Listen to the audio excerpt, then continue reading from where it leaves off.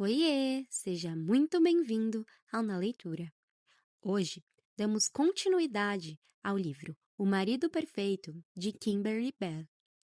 Um suspense arrebatador, onde nada é o que parece. Lembre-se de que essa é uma narração caseira, então caso escute qualquer ruído externo, é apenas a vida real acontecendo.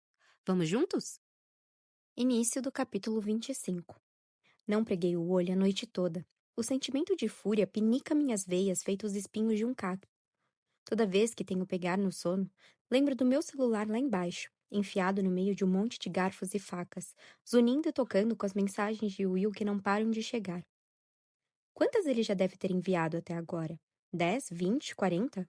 Olho para o teto, cerro os dentes até sentir dor nas mandíbulas e digo a mim mesma que não estou nem aí.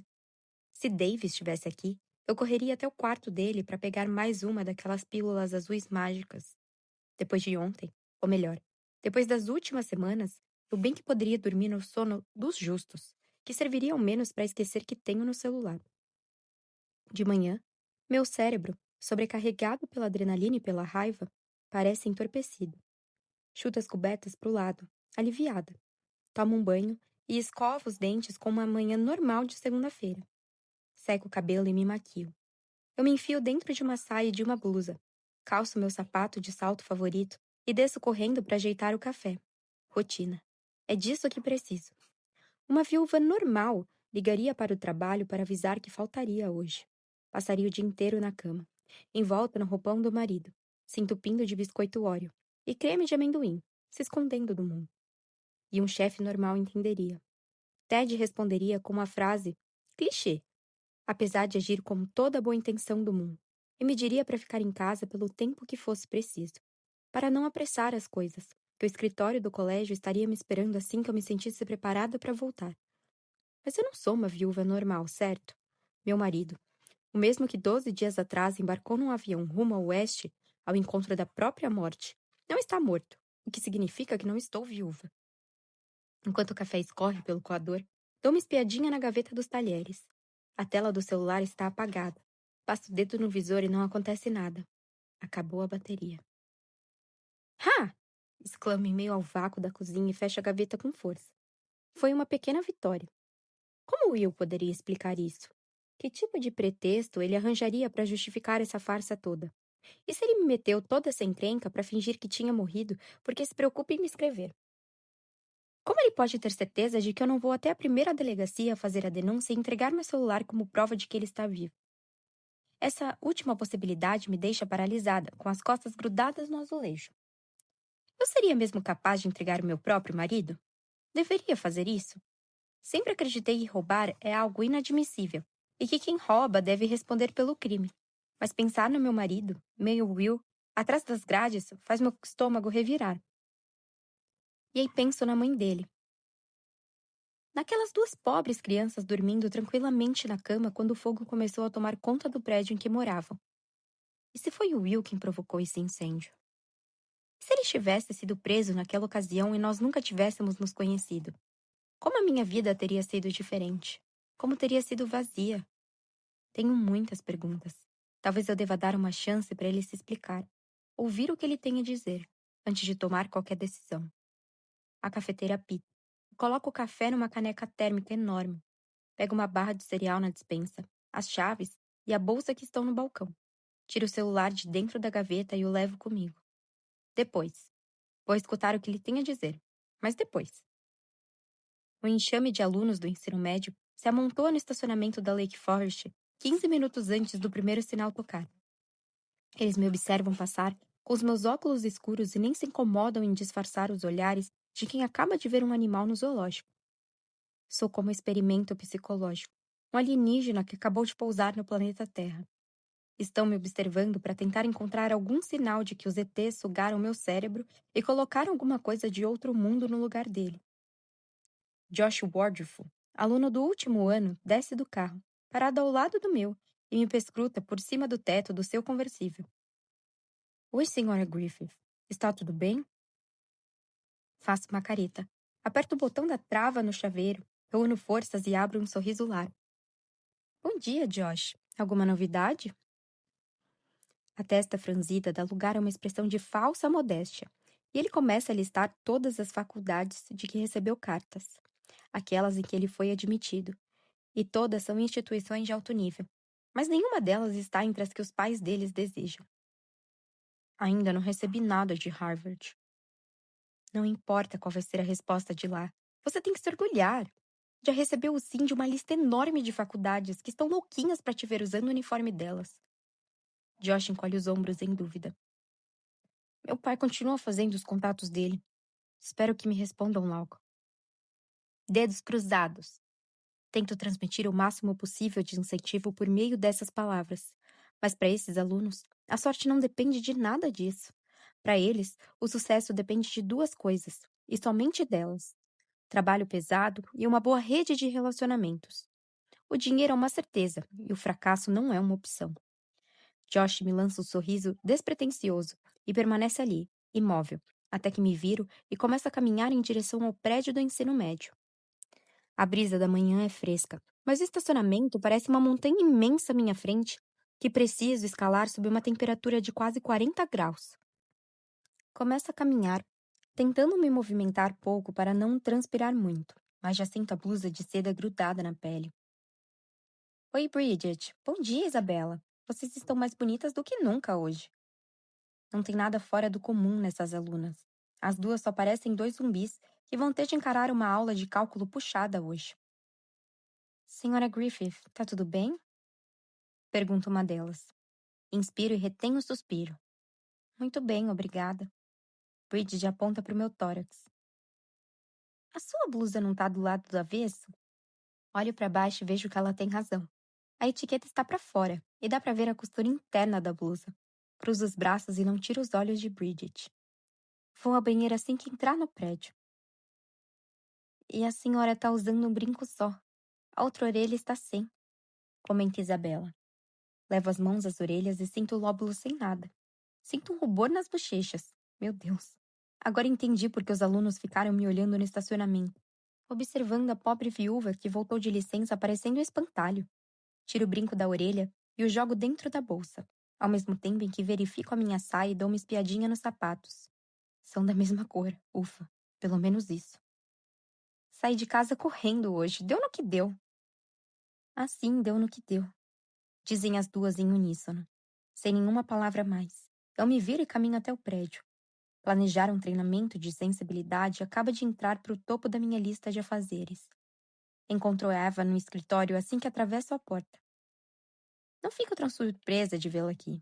Ela, melhor do que ninguém, sabe aproveitar a minha política de portas abertas. Embora eu a veja jogada numa cadeira no final do corredor com tanta frequência que não seria má ideia mandar gravar o nome dela no encosto, como se faz com a cadeira do diretor. Porém, hoje ela está em pé, no meio da sala, com o corpo firme e ao mesmo tempo irrequieto, a mochila dependurada em um dos ombros e as juntas dos dedos brancas de tanta força com que ela aperta a alça. E ao que parece, ela está ofegante. Me disseram que você tinha voltado, mas. Bom dia, Ava. Como foi seu fim de semana? Ela desloca o peso do corpo para outra perna e cutuca um dedo com a unha pintada, olhando apreensiva para o corredor. O quê? Passo por detrás dela. Vou até minha mesa, despejo a bolsa no chão e me jogo na minha cadeira. Will, num porta-retratos ao lado do computador. Sorri para mim numa fotografia que tiramos no Musical Downtown, ano passado. Abro a primeira gaveta, enfio dentro dela a foto, com porta-retrato e tudo. Perguntei como foi seu fim de semana. Ah, foi bom, acho. Ela morde o lábio inferior carnudo e brilhoso de tanto gloss e seu olhar flutua pela sala. O senhor Harlins avisou que a senhora voltaria hoje. Sempre gostei muito do Ted, mas imaginá-lo assim no auditório, dizendo essas coisas em tom de piedade, com a testa franzida, explicando que eu estava em casa arrasada, me causa agonia. Eu não mereço nada disso. Queria ter ligado para você, comenta a Ava, mas não tinha seu número. Ela se aproxima da minha mesa, um gesto nada fortuito, para poder me olhar mais de perto. E pensei em ir até sua casa, mas não sei qual seria a sua reação se eu aparecesse assim na porta do nada. Eu a encaro. Por quê? Ava faz uma careta. Porque eu não sabia como a senhora se sentiria, ué, se eu aparecesse assim sem avisar. Não, você não entendeu. Por que que iria à minha casa sem avisar? Por que que cogitou essa possibilidade? As perguntas soam como acusações. E sei que estou agindo de modo grosseiro e irracional, mas não consigo me conter. Há muita informação aqui. Com Ava, com as mãos dela que não param de se mexer, com meu olhar acusativo, com o celular descarregado dentro da minha bolsa. Enfim, eu estou com os nervos à flor da pele. É como se eu estivesse assistindo a TV, ouvindo rádio e conversando tudo ao mesmo tempo. Preciso calar pelo menos um deles. Porque eu. Ava fica perturbada. Vacila e começa a dizer nada com nada. Depois se afasta da mesa, deixa a mochila cair no chão e senta na ponta da cadeira. Do lado de fora da minha sala, o corredor está silencioso. Os alunos já entraram em aula. Queria saber como a senhora estava. Fiquei preocupada. Não só pela resposta de Ava, mas pelo tom de insegurança e hesitação dela, a raiva se dissipa. Deveria me desculpar. Deveria abrir a boca e pedir desculpas por descontar a minha raiva nela, mas não consigo. O rumo que essa conversa está tomando me conforta de certo modo. Então, em vez de pedir desculpas, continuo o papo. Agradeço pela sua preocupação. Obrigada. E como vão as coisas com a Charlotte Wilbanks? Teve algum conflito durante a minha ausência? Ava regala os olhos azul celeste como quem diz: Tá me zoando? E permanece em silêncio por uns 10 segundos. Discutir com a Charlotte é perda de tempo. Que bom! Decisão muito madura da sua parte. E você e o Adam Nightingale? Você ainda está no páreo? A Charlotte pode ficar com ele. O Adam só quer saber de duas coisas na vida: tocar guitarra e fazer sexo. Sinceramente, responde com uma careta. Ele também não é lá essas coisas. Ava encosta a cadeira e fica me observando com um olhar de ternura, algo que jamais esperei da parte dela. Minha mãe saiu de casa. A princípio, penso que não entendi direito. Como assim saiu de casa? Pra onde? Saiu, ué. Largou meu pai. Foi morar em Sandy Springs com um tal mecânico chamado Bruce. Responde num tom frio e informativo, como se estivesse falando da previsão do tempo. Parece que os dois se apaixonaram, algo assim. Encosto na cadeira e suspiro. Entendi. Nossa, deve ser uma adaptação e tanto pra você. Nem me fale. Precisa ver como é meu quarto na casa do Bruce. Parece um ovo. Resmungava com um sorriso amarelo, talvez para mostrar que exagerou um pouco. Eu me refiro à separação dos seus pais. Ela pega uma mecha de cabelo e envolve as pontas no redor do dedo. Ah, sei lá. Meu pai também não era o melhor marido do mundo. Ele mal aparece em casa, e quando aparece, ou fica ao telefone ou de frente para o computador. Nem sei dizer se caiu a ficha dele, se ele percebeu que ela foi embora mesmo. E minha mãe parece bem mais feliz agora. Vive sorrindo o tempo todo. O divórcio é um processo difícil para todos os envolvidos. Mas você sabe que essa é uma questão dos seus pais, certo? Não tem nada a ver com você. Apesar de assentir, Ava parece não concordar com o que eu digo. E sabe o que é mais maluco? Minha mãe levou só as roupas dela, mais nada. Deixou as joias, o carro, não quis nem levar a bolsa Birkin dela. No Natal passado, ela não podia viver sem um Rolex rosé com diamantes. E agora a única coisa que ela quer é guarda compartilhada. Parece que ela se deu conta de que tem algo muito mais valioso. Penso em Will, no vazio da minha vida sem ele, no fato dele ter aparecido e começado a encher meu celular com mensagens de texto, e sinto como se tivesse levado um golpe certeiro no peito. Ava encolhe um dos ombros magérrimos. Acho que Bruce é um cara legalzinho. Não, eu me referia a você. Ela pode ter deixado seu pai, mas o que parece continua muito preocupada com você. Pela primeira vez, Ava sorri. Ela olha para mim com outra expressão agora, muito mais viva e alegre. É uma garota muito bonita, quero dizer. A ela que ela deveria sorrir com mais frequência, mas algo me intriga. Surpreendentemente, parece que você está encarando tudo isso muito bem. Como pode? Ela solta a mecha, joga o cabelo para trás e ajeita a blusa do uniforme. Sinceramente, por sua causa. por causa do que aconteceu com seu marido. São essas coisas que fazem a gente perceber o que importa de verdade. E que não é mais um Rolex com diamantes, entende? Você se dá conta de que a vida é muito curta pra gente se prender a essas coisas. E com isso começa a chorar. Por mim, por Will, por Ave pela mãe dela. Esse é o momento pelo qual todo orientador pedagógico trabalha. Um momento de ruptura no qual o aluno se liberta de todo o peso que vem carregando nas costas. Mas hoje, sou eu que sinto como se estivesse carregando o peso do mundo nas costas. Estou emocionalmente abalada demais para dizer qualquer coisa. Bom, Ava pega a mochila do chão e começa a se levantar. Não foi minha intenção te deixar triste, só queria te dizer que, se precisar de mim, vou estar lá naquele cubículo que me deram em Sand Springs e preciso agradecer a senhora por isso. O sorriso tranquilo dá um lugar a uma expressão de admiração, e com a voz meio vacilante, ela acrescenta: É sério, senhora Griffith. Obrigada por tudo e sinto muito, muito mesmo pelo seu marido. Assim que Ava sai, enxuga as lágrimas com a manga da blusa, e do telefone da minha mesa ligo para Ivan. Oi, sou eu. Nossa, até que enfim. Devo ter deixado umas 12 mensagens na sua caixa postal. Esqueceu o celular em casa ou o quê? Tatei o chão, procurando pela minha bolsa, e com o pé eu arrasto até o cantinho da mesa, onde ela se enrosca com o fio dos computadores. A bateria acabou. É só conectar o carregador, não é? Bom, conversei com a garçonete. E o que ela disse? Nada. Esse é o problema. Espero que pessoalmente ela coopere um pouco mais.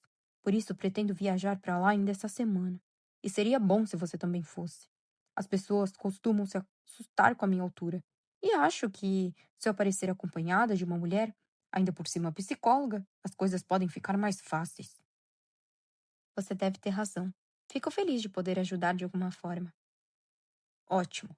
Minha assistente está organizando a minha agenda. Ela vai te avisar quando conseguirmos definir um dia. Fechado. Também conversei com um amigo meu que tem uma empresa especializada em fraudes corporativas e, ao que parece, está correndo um boato de que os planos da EPSEC de abrir capital terão de ser adiados porque eles não estão conseguindo se organizar. Todos os FCRs recuaram. Ninguém quer saber deles.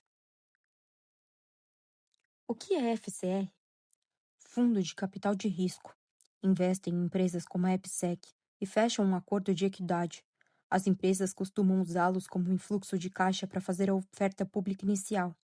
No caso da EPSEC, mais recentemente, poucos investidores se interessaram pela empresa, se comparado à situação de 3 anos atrás.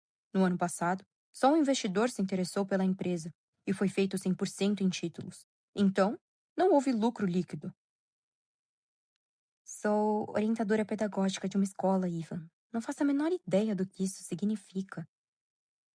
Significa que o chefe de Will vai precisar tirar o cavalo da chuva se acha que a EPSEC vai poder abrir o capital tão cedo. A empresa está passando por uma enorme dificuldade financeira. As contas deles estão uma bagunça. Não é de se estranhar que 4,5 milhões tenham desaparecido, sem que ninguém tenha percebido de imediato. O sinal toca, e uma avalanche de adolescentes eufóricos sai voando das salas de aula e invade o corredor. Puxo o fio do aparelho, dou a volta pela escrivaninha e vou até a porta. Estou fazendo algo que eu nunca fiz antes nesses 6 anos em que trabalho aqui. E o gesto não passa despercebido pelos alunos. Com cara de espanto, eles me olham no momento em que fecho a porta na cara deles. Entendi, digo a Ivan e volto a me sentar na cadeira. Mas isso ainda não explica como um engenheiro de software conseguiu desviar uma quantia tão alta sem que ninguém percebesse. Alguém não teria que assinar algum documento, cheque, sei lá, para ele? Não se ele fez tudo online. Provavelmente ele não teve muito o que fazer para evitar deixar rastros. O que é uma boa e má notícia. Má para o criminoso, mas boa para os investigadores, que só vão precisar rastrear a operação. Eu não teria tanta certeza assim. Will era um gênio e não deixaria pistas tão óbvias assim para a polícia. Se eu estiver certa, se o Will estiver escondido com dinheiro, com certeza tomou todo o cuidado para dificultar a investigação. Na verdade, aposto que o único rastro que ele deixou fui eu. E agora, o meu celular que está desligado dentro da bolsa. Do outro lado da linha, Ivan mexe nos papéis. Tive algumas ideias. Acho que se conseguir descobrir quem a EPSEC contratou para fazer a investigação, podemos ter uma ideia de onde eles estão procurando pelo dinheiro. E você? Fez o que com o cheque da Liberty Airlines? Rasguei no meio. Respondo sem mencionar que, se eu pudesse, me enfiaria pela goela abaixo de Anne Margaret. E não entrou em contato com a seguradora para falar sobre aquelas apólices do seguro de vida, não é? Não. Muito bem. Nem faça isso. Como a esposa do Will vai ser a primeira pessoa a ser considerada cúmplice, e é importante que não toque nem um centavo sequer desse dinheiro que pode ter procedência duvidosa. Financeiramente, como está a sua situação? Tem como se manter pelos próximos meses? Faça as contas mentalmente e pense no valor estimado dos gastos mensais. Hipoteca, água, luz, telefone, prestação do carro e do seguro. O resultado não me agrada em nada. O salário oferecido pelas escolas particulares não é grande coisa, e o Will ganhava o dobro do que ganho. Eu poderia vender o carro dele, mas Corbin tem razão quando diz que o veículo está velho e com vários problemas. De todo modo, eu não conseguiria muito se o vendesse. Não sei bem como vou dar conta da hipoteca, agora que minha renda é 3 vezes menor. Mas de uma coisa tenho certeza: posso morrer de fome, mas não vou vender a casa com que o Will e eu sonhamos tanto e que conseguimos comprar juntos. Iris, se precisar de ajuda, vai ser um prazer para mim. Eu estou bem, retruco com uma careta, mas procuro manter a voz firme e confiante. Obrigada, Ivan, mas não precisa se preocupar. Vou dar um jeito. Só não quero que haja motivos para eles virem atrás de você. Eu entendi, afirmo, dessa vez enfática para mostrar que o assunto está encerrado. Certo. Aproveitando a ligação, tem mais alguma coisa que eu deva saber? Algum documento que o Will pediu para você assinar? Ou alguma nota fiscal suspeita? Além daquele anel que o Will comprou para você? Carro, férias, mobília, qualquer coisa cujo pagamento não tenha sido identificado na conta conjunta de vocês? Não, nada que eu me lembre. Mas te liguei para explicar porque eu deixei a bateria do meu celular acabar. Recebeu mais mensagens de texto? Precisa fazer uma captura de tela e salvá-la naquela conta na nuvem que criamos, lembra? Encosto na cadeira e olho para a janela. Em direção ao estacionamento cheio de carros tão lustrosos quanto espelhos e a fileira de árvores. Para fazer isso, precisaria tocar no celular, o que eu não quero fazer. As ameaças foram tão graves assim? Não, não são ameaças, mas as mensagens que recebi do outro número, o não identificado. Agora sei quem escreveu. Sabe? E quem é? Suspiro e tomo fôlego para conseguir desenlatar a palavra da garganta. Mas Ivan está impaciente. Jesus Cristo. É Will, não é? A neutralidade do advogado dá lugar ao ceticismo. Sim, respondo, e no mesmo instante sinto a palpitação. Isso mesmo, é ele. E como você sabe? Quer dizer, como pode saber que não é alguém se passando por ele? Porque sim, porque é assim que a gente discute. Fico puta da vida. O ignoro e ele começa a encher meu celular com mensagens de desculpas. Ivan, não tenho dúvidas, é ele. E o que ele disse? Não sei. Penso nas mensagens de texto e as emoções se agitam, me roubando todo o ar. Não consigo nem olhar essas mensagens. Não toco no meu celular desde ontem à tarde. Silêncio, extenso e perturbador. Sinto que preciso fazer a minha defesa. Você, melhor do que ninguém, sabe o inferno que tenho vivido nos últimos 12 dias. E agora, do nada, descubro que tudo é uma farsa. Que tudo não passou de um truque para o meu maridinho poder fugir com alguns milhões de dólares. Legal. Não, não. Eu estou tão furiosa que quero esganá-lo, Ivan. Estou sem chão. Ivan solta um suspiro longo e profundo. Eu estou tentando me colocar no seu lugar, Iris. Juro que estou. Mas não consigo parar de pensar que, se eu descobrisse de repente que a Suzane e a Emma estão vivas, não haveria nada nesse mundo que me impediria de ir ao encontro delas. É óbvio que eu ficaria furioso por minha esposa ter me feito passar pelo pior sofrimento de toda a minha vida nas últimas semanas. Mas a raiva seria abafada pelo alívio de saber que ela está viva. É diferente. Sua filha torna a situação hipotética completamente diferente da minha realidade. Will é adulto, não uma criança inocente. Mas enquanto explico, algum sentimento de que não sei bem qual é começa a se estranhar entre a raiva e a mágoa, e de repente me vejo esticando a perna, cutucando a bolsa com o pé. Amor é amor. E como vai saber se ele tem motivos plausíveis para ter feito isso se você se recusa a olhar para o celular? Ivan faz uma pausa estratégica para eu refletir e depois parece se lembrar de algo. Ei, voltando à pergunta que eu te fiz. Quem te disse que não dava para rastrear essas mensagens? O quê? Ah, foi o atendente de uma assistência técnica em Seattle. Ele me disse que as mensagens foram enviadas por meio de um aplicativo, alguma coisa parecida com o Snapchat. Uma vez que o texto é enviado, qualquer vestígio da mensagem é apagado. Mesmo assim, não custa nada consultar outro especialista. Que horas você sai do trabalho hoje? Pelo horário às 5, mas posso sair a qualquer hora depois das 3. Ivo me passa o endereço que fica bem perto da minha casa, em Little Five Ponds, e eu anoto num post-it. Procure pelo Zeke. Vou ligar e avisá-lo que você vai passar por lá por volta das 4 horas. Tá bom. Ah, Iris, coloque seu celular para carregar. Fim do capítulo 25. Início do capítulo 26. Checo o endereço que anotei no post-it e olho para o letreiro da Suns Record Shop, uma loja de música localizada em Little Five Ponds. De acordo com as informações que Ivan me passou, estou no lugar certo. Empurro a porta de vidro e olho ao redor. É um lugar animado, com dezenas de hippies e hipsters espalhados por todos os cantos, com fones de ouvido, mexendo a cabeça de acordo com o ritmo de seja lá qual for a música que estão ouvindo, vasculhando capas de disco de vinil antigas. Eu me embrenho entre eles e caminho em direção à moça, que está atrás do caixa, no fundo da loja. Ao me avistar, os lábios rosa-choque da moça esboçam um sorriso preguiçoso.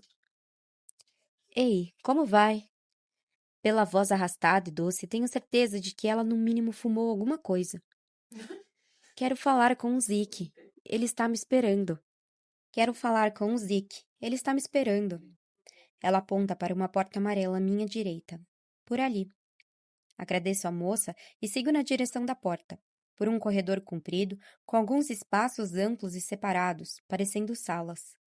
Caminho espreitando cada área e encontro pilhas de caixas sem identificação, outras pilhas de embalagens de comida para viagens vazias, mas não encontro ninguém. A última sala à esquerda está abarrotada de peças de computador, consoles, placas de memória e laptops semi-montados. Um emaranhado de fios semelhante a ninho de cobra e réguas de energia espalhadas pelo chão e conectadas a uma mesa de aço inoxidável. E atrás dela encontro um homem que mais parece um surfista do que um técnico em informática. Cabelo revolto, olhos semi-fechados, camiseta surrada, bermuda larga e um cordão de couro e miçangas pendurado no pescoço. Mas, como ele está batendo num teclado, presumo que estou no lugar certo.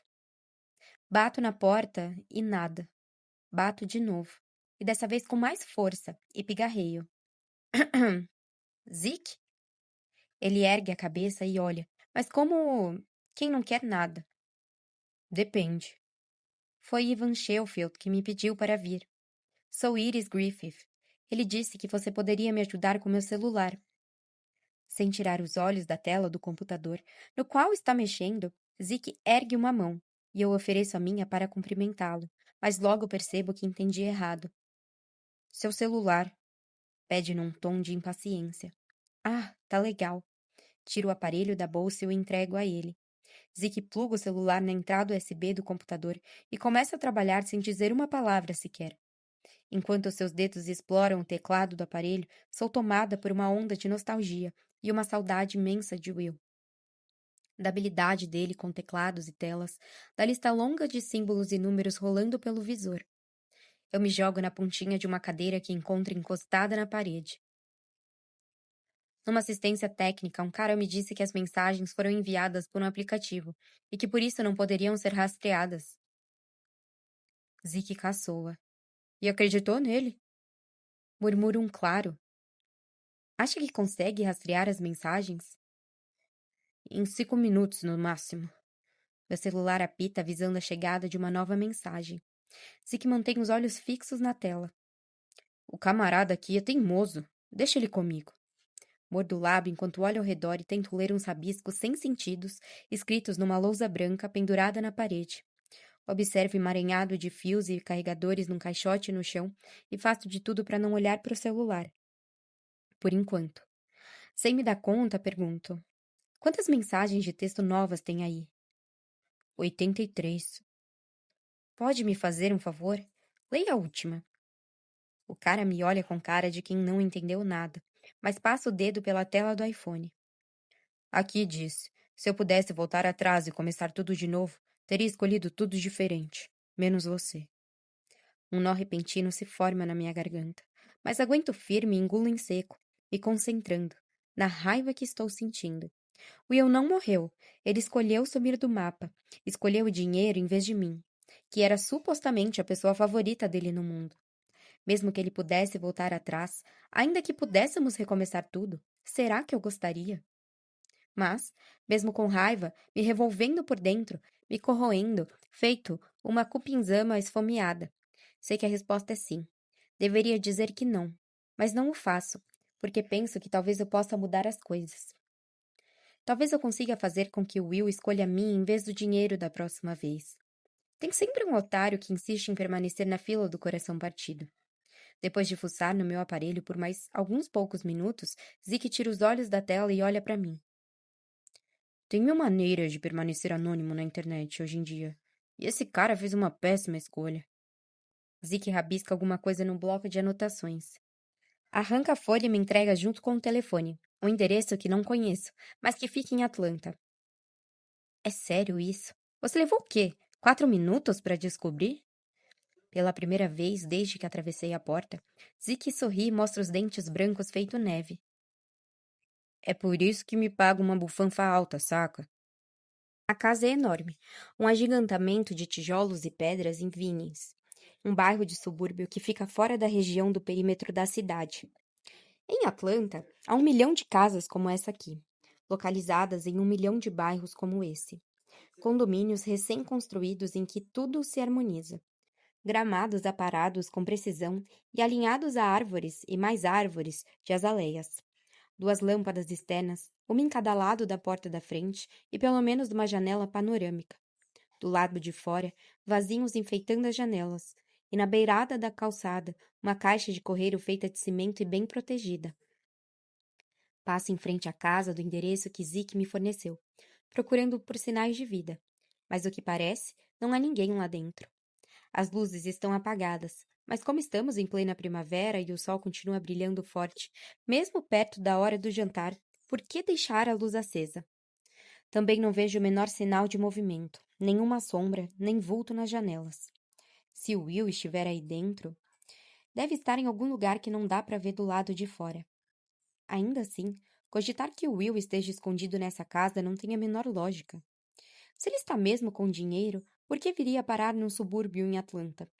Por que não ir para um lugar do outro lado da fronteira? Ou pelo menos para a região montanhosa de algum estado vizinho daqui? Will é bem esperto, e o Vince fica perto demais da nossa casa. Paro o carro perto da esquina, guardo o telefone no bolso da saia e na pontinha dos pés ando pela calçada de um vizinho, tentando não estragar a grama perfeita. O paisagismo é tão novo quanto a casa, que não deve estar perto nem dos 10 anos. As árvores plantadas por aqui ainda estão crescendo. As folhas nem brotaram ainda. Acho que fiquei louca. Em plena luz do dia, espiando a janela dos outros. Na maior cara de pau de salta, alto e saia. Vou até a janela da cozinha e grudo o nariz no vidro. Lá dentro, vejo uma cadeira afastada da mesa e um laptop aberto com a tela escura, ao lado de uma caneca branca lisa. Alguém tomou café hoje de manhã ou fez um chá da tarde? Não há como saber. Além do mais, a cozinha está escura e vazia. Dou a volta pela casa e vou para a porta dos fundos. Um par de tênis enlameados, masculino, foi deixado do lado de fora, ao lado de uma pilha de jornais. Quem quer que more aqui, curte corrida e reciclagem. 2 coisas que o Will não faz. Meu marido prefere a academia e lê notícias sempre online. Eu me enfio entre arbustos e vou até a outra janela. A sala também está vazia, e pelo que vejo lá dentro não há muito como deduzir quem mora aqui. Um sofá, 2 cadeiras, algumas mesas e abajures. Olho todos os cantos à procura de alguma coisa pessoal. Fotografias, livros ou roupas espalhadas pelo chão. Mas não vejo nada, com exceção dos tênis e do laptop. Essa casa poderia servir de exemplo de organização. Alguém acende a luz do corredor e meu coração para, mas depois começa a palpitar estrondosamente. E se for o Will, o que eu farei? Desmaio no meio dos arbustos? Quebro a janela e entro na casa? Agarro com força o peitoril da janela, prendo a respiração e espero. Um grande sentimento de decepção é o que sinto ao ver um homem no fim do corredor. Não é o Will, mas o reconheço de imediato. Alto, ombros largos e pele cor de café. A mesma pele que fiquei observando por um bom tempo ontem, enquanto ele aparava o gramado do meu jardim. Mentalmente, começo a mexer as peças do quebra-cabeça, tentando encaixá-las. A casa, Will, Corbin. Se esse é o endereço do número desconhecido, número esse que Will tem utilizado para me enviar mensagens de texto desde que viajei para Seattle, o que Corbin está fazendo aqui? Por mais que tente, não consigo encontrar nenhuma lógica nisso. Corbin caminha até o outro cômodo, e eu me esgueiro até outra janela, seguindo os passos dele. Com a cabeça baixa, ele mexe num celular, deslizando o dedo pela tela. Não faço a menor ideia do que ele viu ali, mas seja lá o que for, Corbin fica paralisado e muito preocupado. Algo dentro de mim acende um alerta feito carro esportivo de Eva, que emite um sinal toda vez que o para-choque traseiro encosta em alguma coisa sólida. O alarme dentro da minha cabeça é ensurdecedor e me adverte que estou diante de algo muito perigoso. Um barranco, talvez, ou à beira de um precipício. De repente, Corbin ergue a cabeça e olha para a janela onde eu estou. Como se soubesse exatamente para onde deveria olhar. Abaixo mais rápido que posso e prendo a respiração, aguardando por algum sinal, mas consigo ouvir meu coração bater. Será que Corbin me viu? Está vindo atrás de mim? Decido não esperar. Começo a rastejar pelo chão, sentindo o coração pular pela boca. As palhas de pinho pinicam minha mão e minha pele, e alguns pedaços grudam nas roupas. A saia, a blusa, ou talvez ambas, mas não paro. Mantenho a cabeça abaixada e continuo me rastejando, mais alguns metros entre os arbustos até chegar à calçada. E aí, o que será de mim? Assim que terminar o jardim, vou ser pega em flagrante. Ou então, só me resta rezar para a corba não vir até aqui. Ouço uma porta bater, o latido de um cachorro, e não presto atenção em mais nada. E rompo no meio das árvores, corro na velocidade de um raio e atravesso a distância do jardim ao meu carro. Eu me jogo no banco do motorista, coloco a chave no contato com as mãos trêmulas e sujas. Arrisco uma espiadinha para o jardim enquanto dou a partida e lá está ele, Corbin, em pé na porta da frente, protegendo os olhos da luz do sol com uma das mãos e sorrindo. Alguns minutos depois, enfio o carro entre duas SUVs no estacionamento da Home Depot, uma loja que vende material de construção, reforma e decoração, e tento não hiperventilar. Apesar de ter escapado daquele jardim há alguns minutos, minha respiração continua curta e sinto como se o ar estivesse encurralado nos meus pulmões, sem querer sair. Inflo as bochechas e seguro a respiração. Como Corbin me ensinou naquele dia do memorial. Veja só, que ironia do destino. E funciona. Quando solto o ar, é como se meus pulmões tivessem voltado a funcionar. Corbin me viu.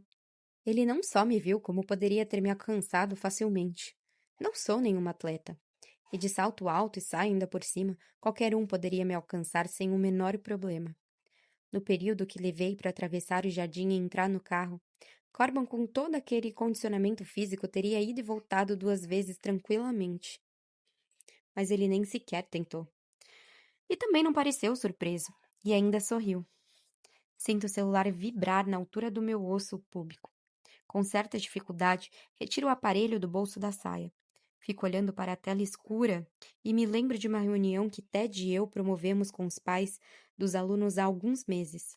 A pauta era cyberbullying, e não fazia nem meia hora que a reunião tinha começado quando alguns pais superprotetores contaram que tinham instalado o rastreador de GPS no celular sem o consentimento dos filhos. Confessaram orgulhosos, como se espionar os próprios filhos fosse um direito concedido por Deus a todos os pais, e eu cometi o erro de perguntar se não era algo que ultrapassava os limites. Ted passou o resto da reunião tentando acalmar os ânimos dos pais. A questão é que sei da existência dessa tecnologia. O rastreador a que esses pais se referiram é invisível. Trabalha num segundo plano, sem ser detectado. Tudo o que você precisa fazer é sequestrar o celular da pessoa por 2 minutos, instalar o aplicativo e pronto. Vai saber por onde ela anda o tempo todo. Meu cérebro vai processando essa constatação devagar, aos poucos, e não fosse por todas essas mensagens de texto que venho recebendo de Will, eu atiraria o celular pela janela. E aí, outra constatação me deixa sem ar. O número desconhecido me levou à corba, não a Will.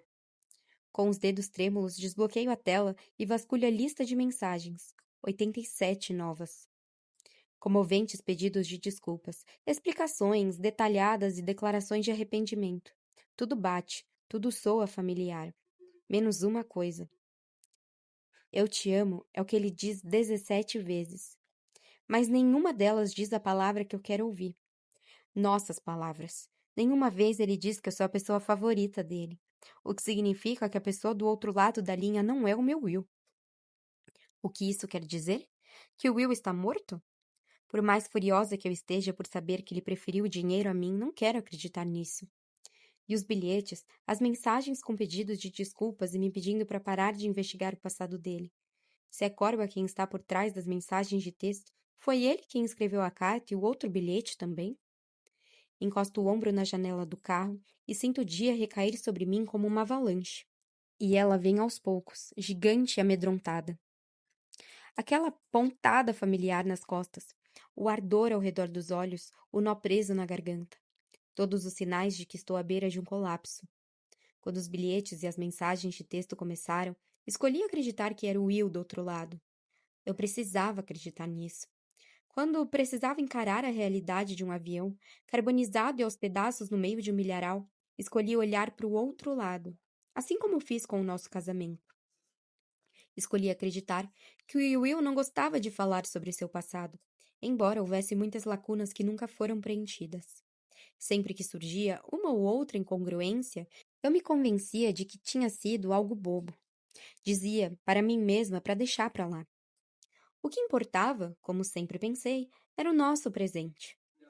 Mas como se pode amar uma pessoa que você não conhece de verdade? A resposta irrompe e se multiplica dentro de mim, devorando e dissipando todo o sofrimento, ao mesmo tempo em que traz de volta o furacão devastador e impiedoso da raiva. Não só pelo que Will fez comigo, pela traição dele, como também por mim, por ter acreditado em tudo isso. Amor e sacrifício, honestidade, confiança. Sempre vemos o que queremos ver.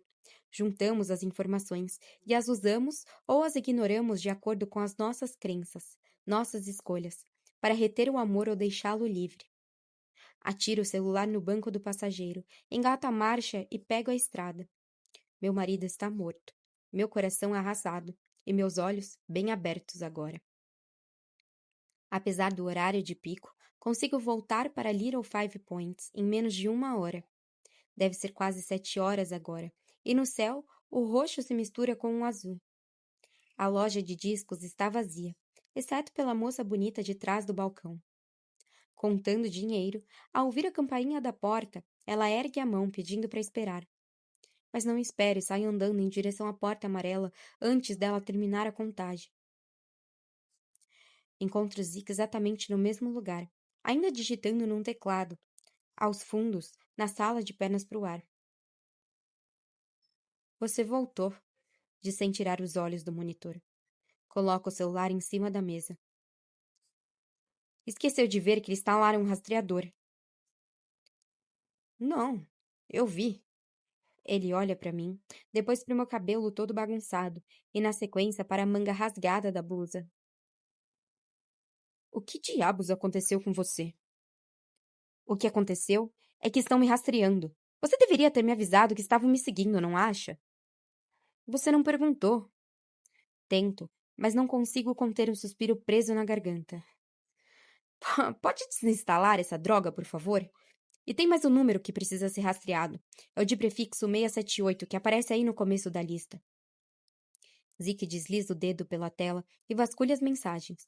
Depois das 2 primeiras, recebi mais 4 mensagens sinistras com ameaças de agressão e até de morte se eu não devolver o dinheiro. Essas aqui, os rastros estão bem destruídos. Como assim? Achei que conseguiria descobrir quem me enviou. O cara hospedou as mensagens num provedor temporário também, mas... Zeke toca. Um ou outro botão no telefone faz uma careta. Que estranho. Espera aí. Vai levar 1 minuto, mais ou menos. Enquanto faz isso, pode me dizer se viu mais alguma coisa suspeita aí que eu deveria saber?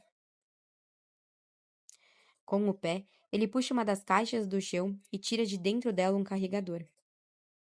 Jogue fora todos seus carregadores. Melhor ainda, traga para mim. Sempre aparece algum perdido querendo comprar. Não sei quem são os perdidos a quem Zeke se refere, mas sigo a orientação dele, pego o carregador e o guardo na bolsa. Ele volta a mexer no meu celular. Desliza o dedo de um lado para o outro na tela. É muito importante para você saber quem está te mandando isso? Questão de vida ou morte. Literalmente. Os olhos de Zeke brilham, e ele aponta para a cadeira atrás de mim. Senta aí, vai ter que esperar um pouco. Fim do capítulo 26. Início do capítulo 27. Entre uma garfada e outra de ravioli no café intermezzo em Midtown, atualizo o Ivan sobre os últimos acontecimentos. Conto que Zeke rastreou um número de telefone, identificou um endereço em Vines, onde encontrei Corbin Hayes. E que procurei Zeke de novo, para que ele removesse o rastreador que instalaram no meu celular, bem como o aplicativo que estava registrando as chamadas e as mensagens de texto que eu recebia e enviava. Também conto a Ivan que Zeke continua tentando rastrear o número com o prefixo 678, o mesmo que me enviou mensagens de ameaça. Por algum motivo está mais difícil de rastrear esse. Zeke diz que vai me ligar assim que conseguir. Apesar de ainda estar com um terno de trabalho, um impecável risca de giz, que considerando a altura dele, deve ter sido feito sob medida, Ivan deixou o paletó apoiado no encosto da cadeira, afrouxou a gola da camisa e dobrou as mangas da camisa. Somando a barba grande, seria um conjunto incrivelmente charmoso. Não fosse pelos olhos tristes, cujas pálpebras estão sempre murchas, caídas. Mas esse outro número? Comenta, esticando o braço comprido na mesa para me devolver o celular. O não identificado, que pensou ser do seu marido, é do Corban? Não. Zeke rastreou o endereço em que esse número está registrado. É de uma mansão em Vines. Quando espiei pela janela dos fundos, vi o Corban dentro da casa. Ivan faz cara de quem acabou de ver um fantasma. Você espiou a casa pelo fundo? Você ficou louca? Boa pergunta essa sua. Sim, eu fiquei maluca. Ou então, meu marido voltou dos mortos para me assombrar. Tire suas conclusões. Ivan crava os braços na mesa e traz o corpo à frente com tanta força que a mesa chega a balançar. Iris, não tem nada de engraçado nessa história. Se esse cara tá te mandando mensagem fingindo ser seu falecido marido, tem alguma coisa muito grave por trás disso. Você não pode nem sonhar se aproximar dele, muito menos colocar o pé na calçada da casa dele. E se ele tivesse te visto? Ele me viu. Ivan fica imóvel e empalidecido, como quem está aguardando o golpe fatal. O Corwin me viu. Primeiro pela janela, depois quando eu saí correndo pelo jardim. É por isso que eu tô desse jeito, toda rasgada e suja. Fiquei presa no meio das plantas. Enfio o dedo no buraco de uma das mangas e aí percebo um arranhão na pele. Mas ele não veio correndo atrás de mim, só ficou parado lá me observando enquanto eu dava no pé. E a parte mais assustadora disso, ele estava sorrindo. E acha que essa foi a parte mais assustadora da história. Numa situação normal, eu riria da cara de bravo de Ivan ou da leveza que ele adotou para me dar uma bronca. Ou talvez dos dois. Mas considerando as circunstâncias, impossível achar qualquer coisa aqui engraçado. Além do que, Ivan tem razão. O sorriso de Corbin não foi a parte mais assustadora do que aconteceu. Ivan segura o garfo, espeta um ravioli e em seguida apoia o garfo com o ravioli tudo na borda do prato. Não estou gostando nada disso. Esse cara está fingindo ser o Will. O que significa que é perigoso e mal intencionado, mas também que sabe demais. O advogado parece perplexo, com cara de preocupado. Ele volta a segurar o garfo.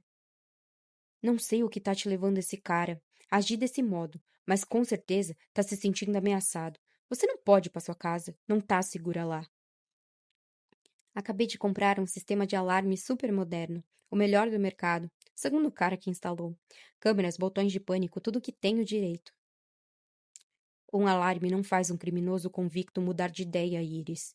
Por tudo que já vi ao longo desse tempo em que atuo como advogado, sei que isso é de fato. Vá para a casa de alguma amiga, para um hotel, ou se não tiver condições de bancar nada agora, fique à vontade para passar o tempo que for preciso no quarto de hóspedes da minha casa. Não digo nada, principalmente porque não tenho a menor ideia do que dizer. Um advogado e sua cliente, 2 viúvos, 2 amigos. Ivan e eu já temos coisas demais em comum. Há muitas fronteiras entre nós que podem ser ultrapassadas. Por mais gentil que a oferta dele seja, acrescentar colegas de quarto a essa lista me parece uma péssima ideia.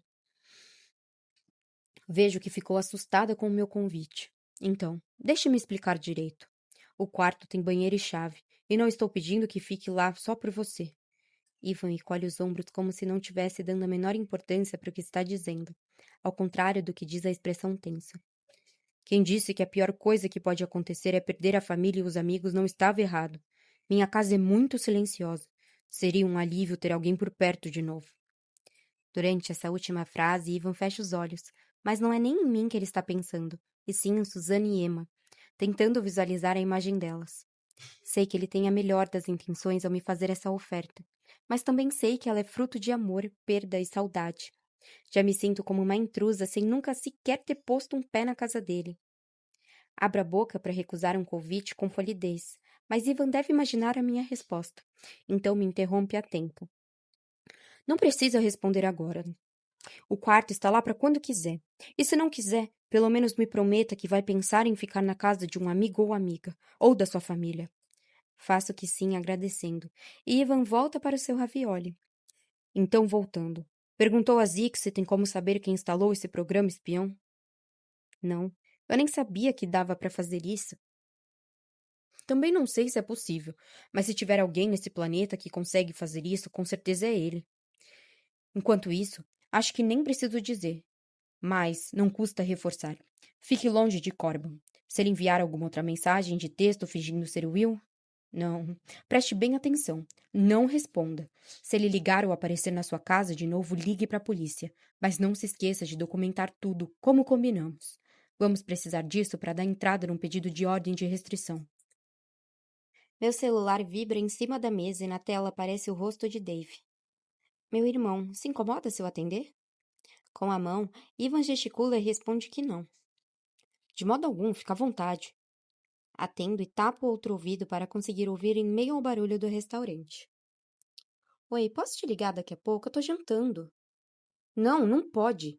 Sabe quantas mensagens de texto já te mandei? 13. Sem falar que a mãe já me ligou pelo menos 2 vezes perguntando de você. Está apavorada. Onde você se meteu? Desculpa, foi mal. Não tenho ideia de tudo o que aconteceu nos últimos dias. Resumidamente, conta a Dave tudo o que houve desde que ele foi embora. O que faz apenas 3 dias, mas em vista dos fatos parece que foram 3 meses. Tento me ater a coisas mais importantes e conto sobre Tiffany, o outro bilhete que encontrei, a descoberta do suposto Will por trás das mensagens e o endereço em Vines que obtive depois que Zeke rastreou um número. Quando chego na parte em que Corbin me viu pela janela, Dave me interrompe. Merda, Iris, você ligou para a polícia? Ivan e eu estávamos falando sobre isso quando você me ligou. Por isso preciso desligar agora. Pode me ligar? Depois. E avisa a mamãe também, por favor. Diga que estou bem e ligo para ela amanhã. Vou ligar e avisar, mas você sabe que ela vai continuar te ligando. Sugiro que faça um favor a nós dois e que ligue para ela. Ah, espera, mais uma coisa. Viu o e-mail que a polícia de Seattle enviou? Não. O que diz? Falaram quando vão enviar o boletim de ocorrência? Já enviaram. Completo. Completo. O incêndio, as evidências contra o Will, tudo, tudo. Hum. E aí, o que diz? Vai saber. Sinto como se estivesse lendo grego. Consegui entender uma palavra ou outra. Bom, assim que puder, dê uma lida e me ligue. Talvez juntos a gente consiga traduzir essa linguagem policial que mais parece código. Olho para Ivan de frente para mim, passando um pedaço de pão no resquício de molho do prato. Acho que consigo fazer algo melhor que isso. Ivan aceita ler o boletim de ocorrência, mas sob uma condição, que seja num lugar mais discreto, no computador da minha casa. Embora nenhum de nós diga em voz alta, sabemos bem o motivo do ultimato. Ivan quer ter certeza de que não tem nenhum invasor escondido em algum dos meus quartos. E depois das descobertas de hoje da minha fuga da casa de Corban, permito. Contra a escuridão do céu, minha casa começa a surgir feito uma sombra enorme e tenebrosa, apesar das lâmpadas dos postes que lançam uma luz dourada ao longo da rua. Não vou mentir, confesso enquanto procuro a chave de casa. Me sinto bem mais confortável com você aqui. Quando saí de casa hoje de manhã, jamais imaginei que só voltaria à noite. Ivan mira a luz do seu iPhone na maçaneta para eu poder enxergar a fechadura. Sim, imagino. Seria muito assustador depois de tudo o que aconteceu. Empurra a porta, e o alarme me sauda com um sinal sonoro e estridente e perturbador. Corro até o quadro e digito o código no teclado, enquanto Ivan tateia a parede procurando o interruptor de luz, e logo o corredor se ilumina. O alarme funcionou, o que significa que não tinha ninguém aqui. Aponto para um dos sensores instalado no alto da parede, no canto do corredor. Tem um desse instalado em cada um dos cômodos, e o cara da empresa de segurança me diz que são capazes de identificar a presença de alguém mesmo no escuro. Mas Ivan não parece convencido. No canto da parede, ele espia a sala de estar de um lado para o outro. Mesmo assim, vou dar uma olhada pela casa, você se importa? Não. Na verdade, até agradeço se puder fazer isso. Tranco a porta, aciono o alarme e peço a Ivan que me acompanhe até a cozinha, e vou acendendo as luzes ao longo do caminho. Aceita algo para beber? Tem refrigerante, cerveja, vinho e uma bebida mais forte se quiser. Ele abre a despensa e a fecha em segundos depois. Uma taça de vinho, por favor. Obrigado. Enquanto Ivan vasculha a casa inteira, olhando de trás das portas, as maçanetas e as janelas, abro uma garrafa de Pinot Noir. Eu a levo para o balcão da cozinha, com mais 2 taças, e no meu laptop, abro o e-mail para verificar a mensagem que a delegacia de Seattle enviou. Alguns minutos depois, Ivan reaparece com uma expressão bem mais relaxada. Tudo certo? Tudo certo. Ele senta num banquinho e com a testa franzida olha para a tela. É o boletim de ocorrência, pelo que vejo. Puxo a taça pelo balcão e atrás de Ivan me aproximo para conseguir olhar a tela mais de perto. Sim. E aí, o que acha? Bom, nada muito novo além do que já sabemos. Houve um incêndio que matou a mãe do Will, crianças vizinhas e a polícia encontrou o catalisador no apartamento ao lado. Mas o que aconteceu depois? Dou de ombros. E o investigador do caso? Sabemos que ele ficou acompanhando o Will. Dave e eu achamos que talvez ele pudesse saber de mais alguma coisa. Ivan desce a barra de rolagem na tela. White Lowry. Já ouviu esse nome em algum lugar? Que eu me lembre, não. Vou ver se consigo verificar de quem se trata amanhã. Você e seu irmão tiveram acesso ao protocolo da corte? Não. Nele vai constar o que aconteceu depois do incêndio. Se houve mandado de busca, acusações criminais, ou melhor ainda, se o processo foi enviado para juízo. É assim que se conclui um caso. Sinto como se tivesse acabado de levar um banho de água fria. Ah! Ivan tira os olhos da tela e esbarra o ombro no meu. Iris, isso não é ruim. As delegacias às vezes não emitem um boletim de ocorrência com tanta rapidez e são burocráticas com frequência. Mas os registros judiciais são de acesso público e quase sempre estão disponíveis online. Ivan clica aqui e ali com os dedos grandes, praticamente esmurra o teclado. Vamos ver. Tribunal Distrital dos Estados Unidos, Distrito de Washington. Em que ano mesmo você disse que ocorreu esse incêndio? Em 1998 ou 99. Pode ser que o arquivo digital não contenha informações da década de 1990, mas pode ser que encontremos uma pista ou outra. É provável que haja um resumo, algo desse tipo, que pelo menos ofereça uma ideia geral do caso. Ivan preenche o formulário online e clica em enviar. 2 segundos depois, os resultados são exibidos na tela. Bingo! Tem impressora? Ivan e eu passamos as horas seguintes cada um num ponta do sofá, com uma pilha de impressões espalhada no meio das almofadas entre nós. Mas não encontramos muita coisa. Alguns protocolos da corte, notícias sobre incêndios, nada muito além disso. Por enquanto, nada de novo. Ivan tinha razão. A maioria do conteúdo que encontramos online é incompleto. 1 ou 2 parágrafos resumindo o que deveria compor mais e mais páginas de informações. Mas, além dessa constatação, o grande problema é que não existem evidências concretas de que Will provocou o incêndio. Não ficou comprovado que o galão de gasolina, comprado em 1997, pertencia a alguém que morava em Rainier Vista. O apartamento em que o fogo começou, ao lado do apartamento de Will, estava com a porta aberta e vazio, e os investigadores não conseguiram identificação de DNA. E, para piorar as coisas, o investigador do caso era um viciado em cocaína que foi visto diversas vezes por Rainier Vista na companhia de prostitutas. O caso foi arquivado antes do júri tomar uma decisão. Jogo a folha que estou lendo em cima do sofá, mais uma vez sentindo um balde de água cada vez mais fria na cabeça. Ai, estou me sentindo uma idiota. Foi tudo perda de tempo, sabe? No começo, eu queria escavar o passado de Will, mas agora... sei lá. Não sei se quero isso. Digo, nada do que eu fizer ou descobrir vai mudar o que aconteceu. Não vejo motivo para continuar fazendo isso. Ivan não está tão convencido assim. Se tem uma coisa que aprendi com a minha profissão, é que é preciso investigar. Cutucar o fato até conseguir enxergar a situação como um todo. Se quer saber o que estava passando na cabeça de Will nos dias, ou mesmo nos anos que antecederam o acidente, precisa conhecer os fatos importantes que moldaram a personalidade dele. Ele joga uma página para cima entre nós. E eu diria que esse incêndio é um desses fatos. Dou de ombros, sem querer dar importância para a observação de Ivan, e nós dois voltamos para a leitura.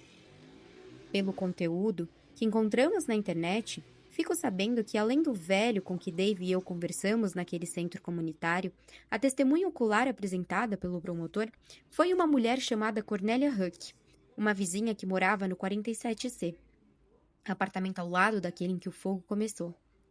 No início do julgamento, a senhora Huck testemunhou que ouviu os pais de Will discutindo na noite do incêndio, mas contou que ouviu a voz de mais alguém além da deles, 2 adultos e um adolescente. A senhora Huck alegou que conseguiu reconhecer a terceira voz como sendo a de um adolescente porque ela própria tinha muitos filhos, embora fizesse questão de orientá-los a se manter longe de Will. Em algum momento depois da meia-noite, as coisas se acalmaram. 1 hora e meia depois, o edifício entrou em chamas. A senhora Huck conseguiu escapar ilesa, embora tenha perdido quase tudo, como a maioria dos moradores. Não tinha seguro residencial. Acha que a senhora Huck tinha algum motivo pessoal para fazer a acusação? Pergunta Ivan enquanto prego minha taça. Ao pronunciar o nome, tenho um insight. Uma lembrança distante se aproxima. Muito provavelmente. Ainda mais porque ela já tinha uma suposta rixa com a família. Fez várias ligações para reclamar do barulho na casa dos Griffith. Nas palavras dela, não conseguia pensar direito com toda aquela gritaria ao lado. Enquanto isso, onde estavam os filhos dela? Ela citou os filhos durante o julgamento, mas nas notícias não encontrei nada sobre a cena do crime. Se não foram mencionados como testemunhas nem como vítimas, só podemos presumir que eram meros espectadores. Agora o insight começa a fazer sentido. O amigo que cursou o ensino médio com Will, o mesmo que não conheci porque morava na Costa Rica, dando aulas de surf para os turistas, Huck. Ele se chamava Huck. Sempre achei que esse era seu primeiro nome, mas agora começo a duvidar. Seria ele um dos filhos dessa senhora que foi testemunha? Joga a cabeça para trás e a apoio no encosto do sofá. Fecho os olhos e começo a perguntar. Por onde devo começar a tentar desvendar o imbróglio das últimas semanas? Pelo acidente? Por Rainier Vista? Pelos bilhetes e mensagens de texto? Penso na manhã em que Will partiu e nosso casamento parecia a coisa mais normal do mundo. Como casal, fazíamos um ao outro felizes, mais leves, pessoas melhores. Se naquela circunstância eu soubesse tudo o que sei sobre ele agora, me sentiria da mesma forma? Balanço a cabeça de um lado para o outro, como se pudesse sacudir os próprios pensamentos. E agora? São 15 para as 10 da noite e amanhã pulo da cama cedo para trabalhar. Tudo que sinto vontade é de me jogar na cama. Vou passar essas informações para minha assistente amanhã de manhã. Aí veremos o que mais ela pode desenterrar que seja relevante. Não, me referi ao Corban. Devemos ligar para a polícia? E vamos dizer o quê? Tudo o que te contei hoje. Sobre os bilhetes do programa de espião, o sorriso sinistro que ele me deu quando eu saí com o carro. Um sorriso sinistro não é considerado crime. E, tecnicamente, nem as mensagens de texto são. Endireito o corpo no sofá. Ele está fingindo ser meu marido. E meu marido está morto. Talvez. A única coisa de que temos certeza, até o momento, é de que Zeke rastreou um número desconhecido e nos forneceu um endereço onde Corban foi encontrado. Quem pode garantir que Will não estava escondido no porão? Não temos como ter certeza de que é Corban quem está mandando essas mensagens. Tampouco que ele de fato more lá naquele endereço. Você pode ser considerada criminosa por invasão de privacidade. Sei que isso é frustrante, mas o que eu quero dizer é que antes de ir à polícia, precisamos conseguir mais informações. Tudo bem, mas... E quanto ao programa? Espião que instalaram no meu celular? Mesma coisa. Não temos como provar que Corban esteja por trás disso.